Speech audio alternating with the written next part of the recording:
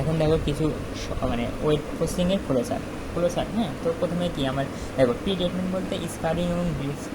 তো দেখো pre treatment বলতে কী বোঝায়, স্কারিং এবং ব্লিচিংকে বলা হয়, মানে স্কারিং এবং ব্লিচিং এই দুটা প্রক্রিয়াটাকে বলা হয় আমার প্রি ট্রিটমেন্ট। প্রি ট্রিটমেন্ট মানে কি মেইন কাজের আগের কাজ। আমার ওয়েট প্রসেসিংয়ের মেইন কাজ কি ডাইং করা অথবা পেন্ডিং করা, এর আগের কাজকে আমরা বলি প্রি ট্রিটমেন্ট, আর পরের কাজগুলোকে বলি পোস্ট ট্রিটমেন্ট। পোস্ট মানে পরে, তাই না?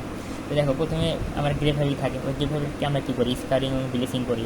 তারপর কী করি ওই ফ্যাব্রিকের উপর হয় ফ্যাব্রিককে হয় ডাইং করি অথবা ফ্যাব্রিকের উপরে আমরা পেন্টিং করি। তারপর ফিনিশিং তো বুঝতেইছো।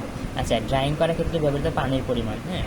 আচ্ছা ড্রাইং করতে কতটুকু পানি লাগবে, আচ্ছা আমরা তো জানি দেখো উজ্জ্বল একটা ফ্যাব্রিক বেশি উজ্জ্বল না কম পরিমাণে উজ্জ্বল, হ্যাঁ। অর্থাৎ আমরা বলি না light colour dark colour. Light colour মানে কি ওই পদার্থ, লাইট কালার মানে একটা ফ্যাব্রিকের কালার হলো লাইট, মানে হালকা, মানে বেশি উজ্জ্বল না, হ্যাঁ। তার মানে কি ওখানে আমি ডাইয়ের পরিমাণ কম আছে, ওই কম পরিমাণ ডাই দিয়ে কী করছি ওই জিনিসটাকে আমি ডাইং করছি।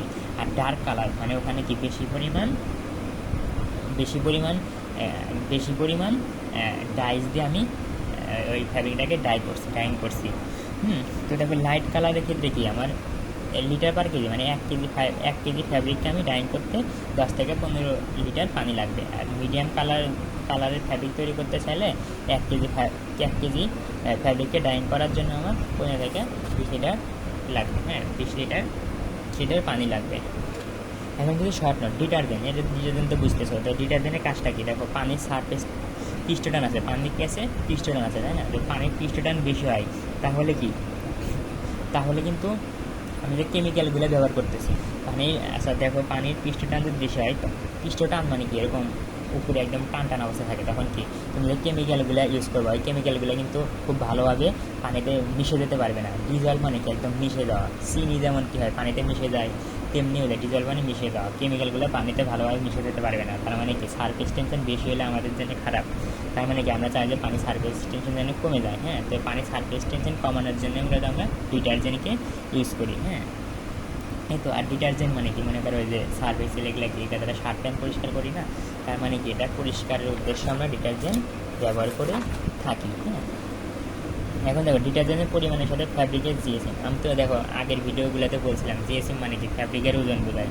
জিএসএম যত বেশি হয় ফ্যাব্রিক তত মোটা হয়। আচ্ছা এখন দেখো যত বেশি মোটা হবে ওর ভিতরে কিন্তু ওই ফ্যাব্রিকের ভিতরে কি ইমপিউরিটিস তত বেশি হবে, মানে ময়লা আবর্জনা বেশি পরিমাণ জমা হবে। আর যত বেশি ময়লা আবর্জনা হবে ওই ময়লা আবর্জনাকে পরিষ্কার করতে কিন্তু তত বেশি আমার ডিটারজেন্ট লাগবে, অর্থাৎ মনে করো কি সার্ভিসের লাগবে, তাই না? তার মানে ফ্যাব্রিক যত মোটা হয় অর্থাৎ জিএসএম যত বেশি হয় ফ্যাব্রিক যত মোটা হয় আমার তত বেশি ডিটারজেন্ট লাগে ফ্যাব্রিকটাকে পরিষ্কার করার জন্য। সিকোয়েস্টারিং এজেন্টের অপর নাম কি পিলেটিং এজেন্ট, হ্যাঁ। সিকোয়েস্টারিং এজেন্ট মানে কি দেখো পানিতে কি থাকে হার্ডনেস থাকে না, মানে খলতা থাকে। মনে রাখো পানিতে যদি হার্ডনেস থাকে তাহলে ডাইং স্কারিং এগুলো কিন্তু ভালোভাবে হয় না, হ্যাঁ। তো আমার এই পানির যে খলতা থাকে, হ্যাঁ খলতাকে দূর করাটাই মূলত আমার কার কাজ বলো তো? খলতাটাকে দূর করা হলো আমার ওই সিকোয়েস্টারিং এজেন্টের কাজ। এখন দেখো এন্টি ফোমিং এজেন্ট, ফোম মানে কি ফেনা তৈরি করা। দেখো আমরা যে শার্ট প্যান্ট পরিষ্কার করি না তখন কিন্তু আমার কি ফেনা তৈরি হয়, ওই ফেনাটাকে বলতে আমি ফোম। তার মানে ডিটারজেন্ট ইউজ করলে আমার কি ফোম তৈরি হয়। আচ্ছা তো মনে করো একটা পাত্রের ভিতরে তুমি ডিটারজেন্ট নিছো আর ভিতরে বিভিন্ন ধরনের কেমিক্যাল নিছো, তাই না?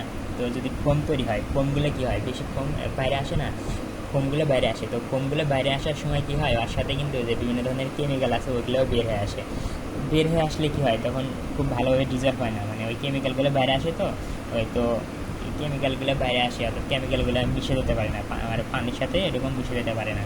তো আমি চাই যে ফোম যেন তৈরি না হয়, তো ফোম যেন তৈরি না হয় ওই জন্য আমি কী করি অ্যান্টি ফোমিং এজেন্ট ইউজ করি। আর দেখো এই ফোম তৈরি হলে কিন্তু আমার কেমিক্যালগুলো কি বেশি পরিমাণে লাগবে, কারণ কেমিক্যাল তো ফোমের সাথে বাইরে পড়ে যাবে, পাত্রের বাইরে পড়ে যাবে, হ্যাঁ। মানে ফেনার সাথে বাইরে আসা অর্থাৎ ডিজলভ হওয়ার আগেই কী হয় ফেনার সাথে বাইরে আসে, মানে ডিজলভ ঠিক মতো ডিজলভ হতে পারে না, কারণ ডিজলভ হয় নাই ফেনার সাথে বের হয়ে আসলো। আর এই যে এগুলো দ্বারা আমি ফোম বুঝাইছি।